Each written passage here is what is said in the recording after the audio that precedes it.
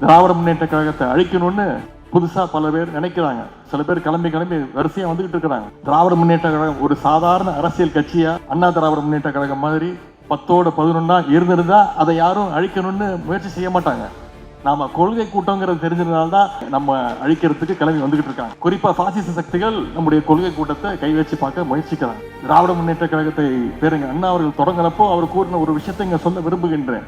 டெல்லியினுடைய ஆதிக்கம் ஒழிய வேண்டும், மக்களை பாழ்படுத்துகின்ற பாசிசம் ஒழிய வேண்டும், பதுங்கி பாய நினைக்கின்ற பழமைவாதம் நிச்சயம் ஒழிய வேண்டும் அப்படின்னு அறிவிச்சிட்டு தான் திராவிட முன்னேற்ற கழகத்தை பேருங்க அண்ணா அவர்கள் துவக்கி வச்சாங்க. அந்த முழக்கத்தை மனசுல ஏந்திதான் இன்னைக்கும் நம்முடைய திராவிட முன்னேற்ற கழகம் களத்தில் இறங்கி நாம போராடிட்டு இருக்கிறோம். திமுக என்ற அந்த விதையை கழக உடன்பிறப்புகள் தண்ணீர் ஊற்றி வளர்க்கவில்லை, வியர்வை சிந்தி ரத்தத்தை சிந்தி தங்களுடைய உயிரையே உரமாக்கி வளர்த்த கழகம் திராவிட முன்னேற்ற கழகம்.